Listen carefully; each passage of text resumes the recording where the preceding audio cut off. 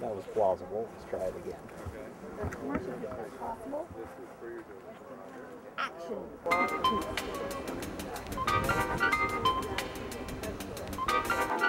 57-degree angle or something like that. You can make a note over here so you don't have.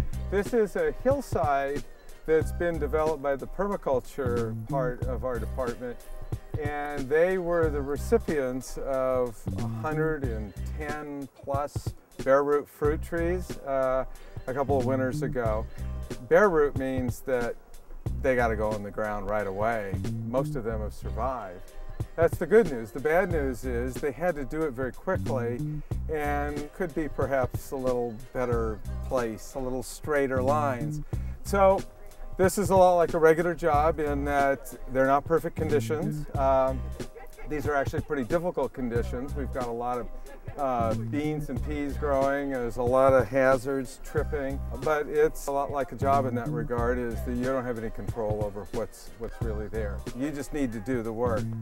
So what we've got is a 3/4 inch polyethylene tube coming from our valve assembly up above, and it's like the service line.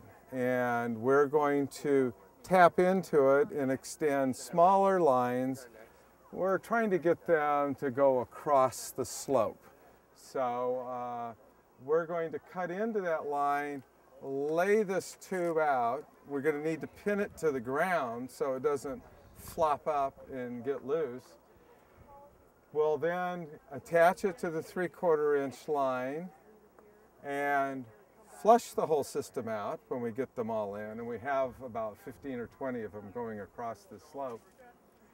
Then we'll get them all flushed out, and then we'll start putting in emitters. But right now, we'll see how we lay one of these out. One of the problems with the polytubing is it's very flexible, and Robyn will just cut it with her hand pruners. Real easy.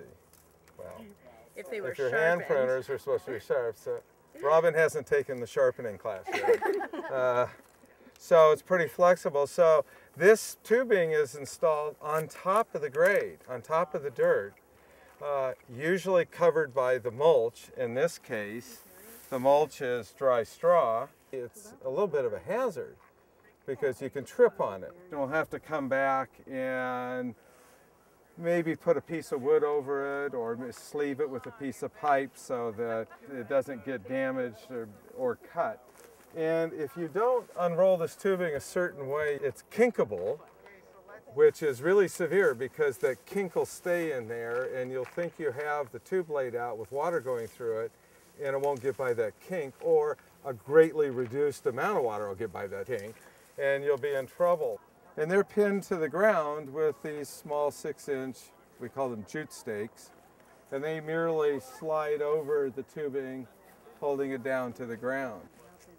Because we have a sloping site, we want to run our tubing on the back side of the tree, because as the water goes into the ground, it'll sort of slide to the downhill side. Because these trees are fairly recently planted, they don't have very large root systems, so we want this tubing to be fairly close to the trunk.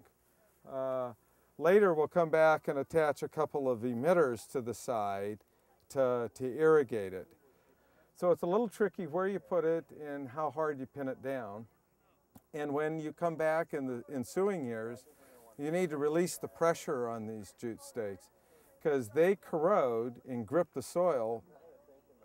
And as the root mass lifts the tubing, it can actually cut off flow there too.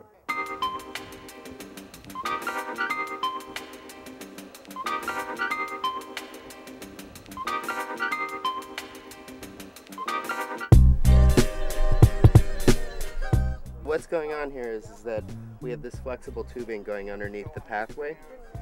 So what we want to do is we want to shore up the strength of it by putting a harder tubing between it. So we're going to cut this off at about 2 feet. And now we're going to cut into our flexible tubing. So now we've broken our line. We're going to take this out and then take the harder tubing. We're going to run it in between like that. So now if one of these slides down, it's not going to crush the tubing and cut off our water supply. And then we have this coupler here that we're going to reattach this line together again. So I'm going to take this, press it in.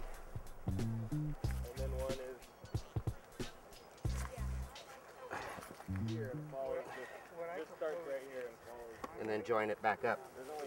But we had to dig down and tunnel under, and we fabricated a little water auger with a little point on the front, and it works pretty well.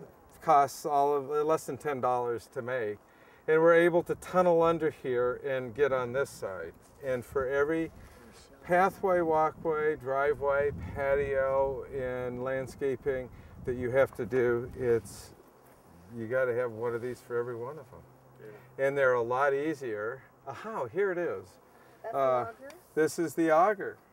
And it's a 3/4 inch section of PVC to which we've screwed on a little brass nozzle, so one of those high jet nozzles.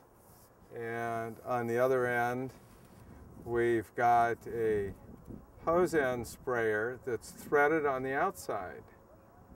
So we can thread it onto this coupling device. And now we hook the hose up here, turn it on, and then whenever we want the water to jet, we just pull this. If we pull it off, it stops. The other wonderful thing about this work is that it's so multifaceted. As a landscape person, you're doing planting, carpentry, irrigation, masonry, lighting, and anything else that you might think of. And there are people at this department that are former artists that bring a whole range of other talents to this that you can't even guess at. It's open-ended, completely open-ended, and there's room for anybody to do pretty much anything they want. So when I retired, I had time to learn more about gardening and have been taking classes here at Merritt for about 2 years. And the irrigation class in particular is something I hope to be able to apply to my own garden in Alameda. I learned a lot more than I thought I would. I had no idea I would be calculating water pressures at the farthest head in the system and things like that. But yeah, you get a great basic education in water dynamics and everything you need to do a moderate-sized irrigation system. This is what we call on the plans our POC, our point of connection. And paralleling this concrete culvert is a 1.5 inch water main. The end of this 1.5 inch pipe, we've put in what we call a globe valve, which interrupts the water. So we've got water in the pipe here, but because we've got this off, we've got no water in the pipe here.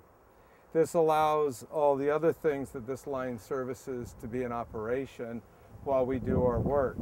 And what we did was we extended the line and put in a series of valves that will go off into different parts of the facility, and they will be protected also by these plastic boxes filled with lizards. And they will go over them like this, and then we'll fill in the dirt all the way around them, and then we have access to the valves through a top. And you can even get these where they lock down so they can't be vandalized. So what we have is the water coming out of the valves after the controllers turned them on. They come on over here, and basically we're just doing the zigzag to get beyond the plastic boxes that will cover this. And we're going to come up very close to the grade, and we've got a filter and a pressure regulator. So we put the filter first to get any impurities out of the water so it doesn't clog the orifices for the emitters or the microsprays. And then we put on our pressure regulator, and that brings the pressure in the line down to a low enough pressure to be able to run these type of fittings on the tubing. These are what we call an interference fitting. It slides in, it's soft plastic, it hooks on a sharp little ridge in there and doesn't pull out. If we turn the pressure up high enough, this would just pop apart like it wasn't hooked together. The PVC, you can see here the blue glue, all of this is glued together. This can take a couple hundred PSI, no problem. It's not going to burst. But once we get beyond here, we can go to what we call the polytubing, and with the little barbed fittings. The thing that's great about David as a teacher is that we spend so much time doing practical, hands-on experience out in the field. Inside the classroom, we learn all of the theory about how you're supposed to do irrigation. Then we come outside and we figure out how you actually do irrigation, because you always have so many obstacles, shall we say, that come up, and this is where it really happens, and figuring out how to deal with those problems is kind of what irrigation is all about. To make the green industry healthy and safe for the future is to be more responsible in our use of our resources. Water in California is becoming increasingly more precious.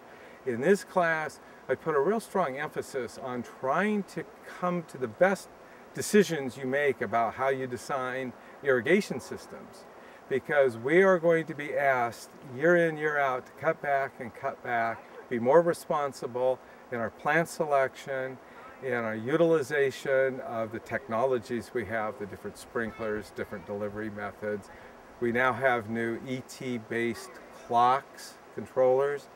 Irrigation is big, and it's going to get bigger.